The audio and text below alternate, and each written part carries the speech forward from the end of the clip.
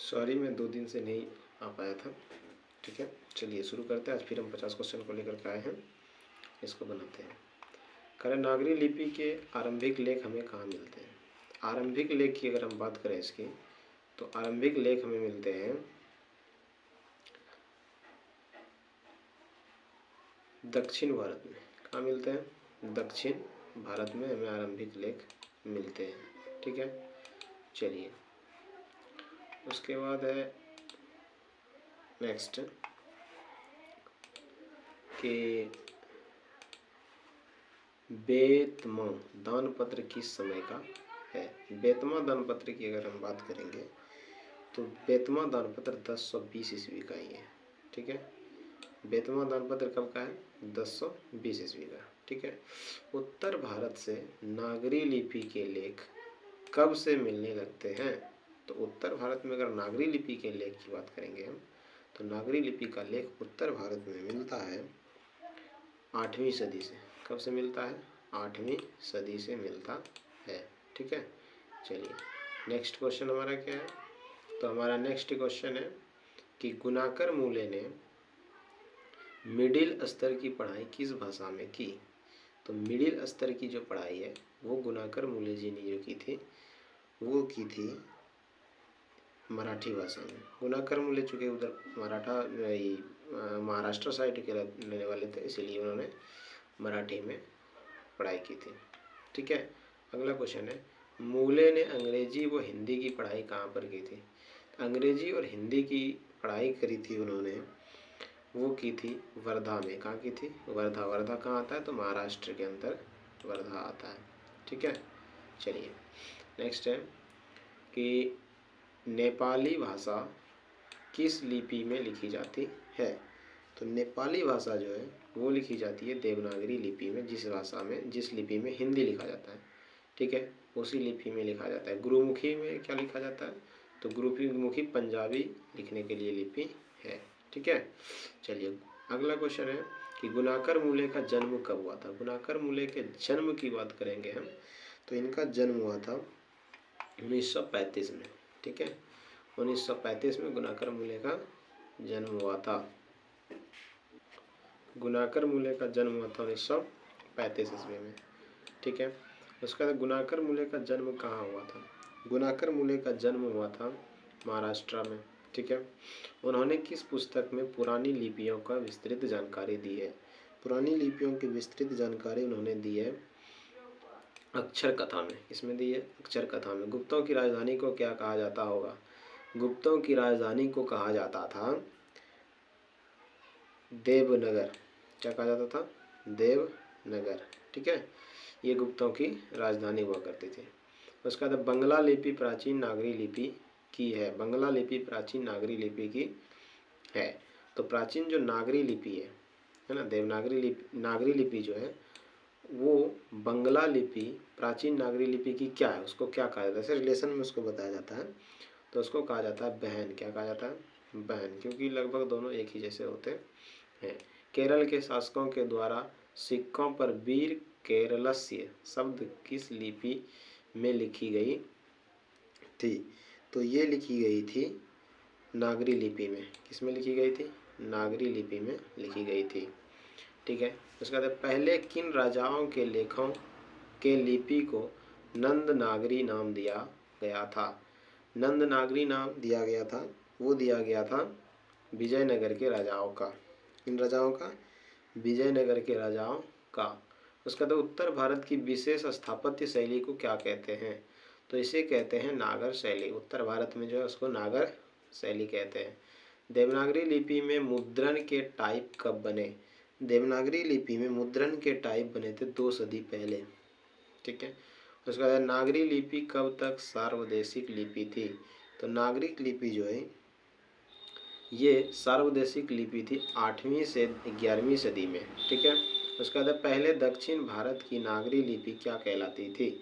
तो दक्षिण भारत की नागरी लिपि पहले कहलाती थी, वो कहलाती थी सिद्धम कहलाती थी। ठीक है, उसके बाद गुनाकर मूले ने विभिन्न विषयों पर कितने निबंध लिखे? तो गुनाकर मूले की बहुत प्रसिद्ध लेखक थे। इन्होंने निबंध कम से कम 2500 से अधिक निबंध लिखे हैं, ठीक है, विभिन्न विषयों का मिला करके।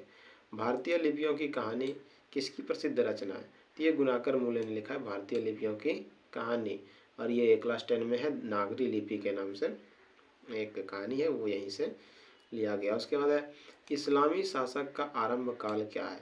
इस्लामी शासक का आरंभ काल है 12वीं सदी। कब है? 12वीं सदी है। गुणाकर मूले की मृत्यु कब हुई थी? गुणाकर मूले की मृत्यु हुई थी 2009 ईस्वी में। 2009 ईस्वी में गुणाकर मूले की मृत्यु हुई है। किस शासक ने अपने सिक्कों पर राम सीता की आकृति और नागरी लिपि में रामसिंह शब्द अंकित करवाए थे? तो ये करवाए थे अकबर ने। किसने करवाए थे? अकबर ने करवाए थे। उसके बाद नागरी लिपि शीर्षक निबंध के निबंधकार कौन है? तो इस निबंध के निबंधकार जो हैं वो है गुणाकर मूले। नागरी लिपि का गुणाकर मूले ने लिखा है, ठीक है। चलिए अब हम लोग बढ़ते हैं अगले क्वेश्चन पे। तो अगला क्वेश्चन आपको बताते हैं। अगला क्वेश्चन जो है, क्वेश्चन है नागरी लिपि शीर्षक पाठ किस पुस्तक से लिया गया है? तो ये है, पुस्तक की नाम करें तो ये पुस्तक का नाम है भारतीय लिपियों की कहानी, ठीक है। नागरी लिपि शीर्षक लिया गया। ये किसने लिखा? तो उधर बताएं, गुणाकर मूले। मराठी भाषा की लिपि कौन सी है? मराठी भाषा की लिपि जो है वो है आपका देवनागरी। कौन सा है? देवनागरी लिपि। टकसाल का संबंध है। टकसाल का संबंध किससे है? तो टकसाल का संबंध जो है वो है सिक्कों से, ठीक है। टकसाल सिक्कों को छापने उगने का काम करता था, इसको टकसाल कहा जाता था, ठीक है। श्रवणबेला संस्थान का संबंध किससे है? तो श्रवणबेलगोला का संबंध किससे है? तो ये जैन धर्म वालों से संबंध है श्रवणबेलगोला का, ठीक है। श्रवणबेलगोला महावीर स्वामी जैन धर्म के जो 24वें तीर्थंकर थे, उनके वजह से श्रवणबेलगोला प्रसिद्ध है। सिद्धम क्या है? सिद्धम की बात करें तो सिद्धम है एक प्रकार की लिपि। किसे देवनागरी की संज्ञा दी गई है? तो देवनागरी की संज्ञा जो दी गई है वो दी गई है काशी को। देवनागरी की संज्ञा किसे दी गई है? काशी को दी गई है। हिंदी के आदि कवि कौन है? हिंदी के आदि कवि जो हैं वो सरहपाद हैं। आमोघ वर्ष कौन था? आमोघ वर्ष जो है वो थे एक प्रख्यात राष्ट्रकूट राजा आमोघ वर्ष, ठीक है। मिहिर भोज का ग्वालियर प्रशस्ति किस भाषा में है? मिहिर भोज का ग्वालियर प्रशस्ति ये है संस्कृत भाषा में। किस भाषा में है? संस्कृत भाषा में है। उसके बाद बेतमा कहाँ है? तो बेतमा कहाँ है? बेतमा कहाँ है? तो बेतमा जो है वो आपका है इंदौर के पास में बेतमा है। दक्षिण भारत के पांड्य प्रदेश में किस राजा के पलियम ताम्रपत्र मिले हैं? पलियम ताम्रपत्र की अगर हम बात करें तो वो मिले हैं आपके श्रीगंग राजा के पास। किसके पास? श्रीगंग राजा के पास, ठीक है। उसके बाद बहादुर तुमको अपनी माँ की याद आती है, ऐसा कौन पूछता है? ये कहानी बहादुर से लिया गया, ठीक है। बहादुर जो कहानी है उससे ये कहानी लिया गया है। बहादुर उसको पूछता है कि तुमको अपनी माँ की याद आती है, तो ये कौन पूछा? तो ये पूछा था निर्मला ने। निर्मला कौन थी? तो निर्मला लेखक की पत्नी थी। उसके बाद किसने बहादुर की डंडे से पिटाई कर दी? तो डंडे से पिटाई कर दी थी किशोर ने। किशोर कौन था? तो लेखक का पुत्र था किशोर। किशोर का जूता साफ नहीं था, इसीलिए उन्होंने बहादुर का पिटाई कर दी। नाश्ता पाने के बाद बातों की क्या छलने लगी? तो जलेबी छलने लगी। क्या छलने लगी? जलेबी छलने लगी। उसके बाद बहादुर शीर्षक कहानी के कहानीकार कौन है? बहादुर शीर्षक कहानी के जो कहानीकार हैं वो है आपका अमरकांत। कौन है?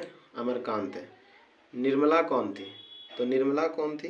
निर्मला थी एक पत्नी। कौन थी? पत्नी थी। और ये पत्नी किसकी थी? तो लेखक की पत्नी थी। उसके बाद बहादुर कहाँ से भाग कर आया था? तो बहादुर जो भाग करके आया था वो आया था नेपाल से। कहाँ से? नेपाल से। नेपाल के तराई क्षेत्रों में उनका घर था।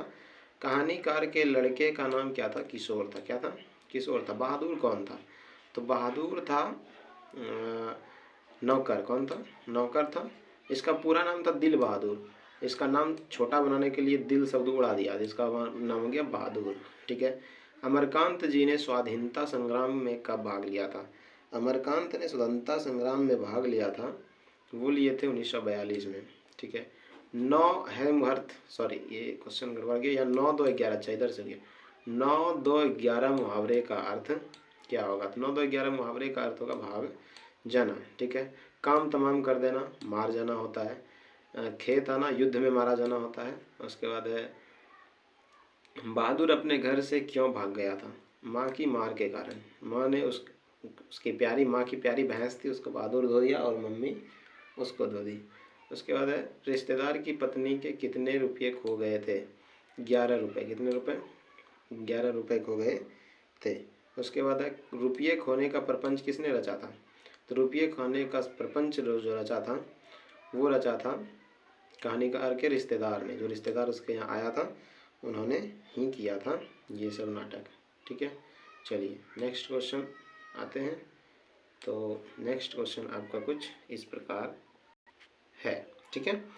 कह रहा है कि जहाँ प्रतिष्ठा नहीं वहाँ क्या रहना, यह बात किसके मन में उत्पन्न हुई? तो यह बात उत्पन्न हुई थी किसके मन में? तो ये बात उत्पन्न हुई थी बहादुर के मन में। इसीलिए वो मार खा करके, सबका मार खाया और वहाँ से क्या कर दिया, वो भाग गया। ठीक है। उसके बाद है बहादुर लेखक के घर से अचानक क्यों चल दिया? क्यों चल दिया? तो क्यों चल दिया? तो इसका देखिए, दूसरी नौकरी मिल जाने के कारण। देखिए ऐसा कारण था नहीं, ऐसा कारण नहीं था। माँ की याद आने के कारण, ऐसा भी कारण नहीं था। स्वयं के प्रति लेखक एवं घर वाले के व्यवहार में आए परिवर्तन के कारण, ये बड़ा रीजन था उसके घर से भाग जाने का। उसके बाद बहादुर कहानी के लेखक अमरकांत का जन्म कब हुआ था? तो ये जन्म हुआ था इनका 1925 ईस्वी में। ठीक है। तो ये 50 क्वेश्चन हमने कंप्लीट कर लिए। ये 50 क्वेश्चन आपको अच्छा ही लगा होगा। आगे बहादुर के आगे की चैप्टर की का वीडियो हम जल्दी अवेलेबल करेंगे आपको। ठीक है। फिलहाल आप जो है ना EBFI टेलीग्राम चैनल पे भी जुड़ सकते हैं। यहाँ पर आपको इसका PDF मिल जाएगा। Thank you.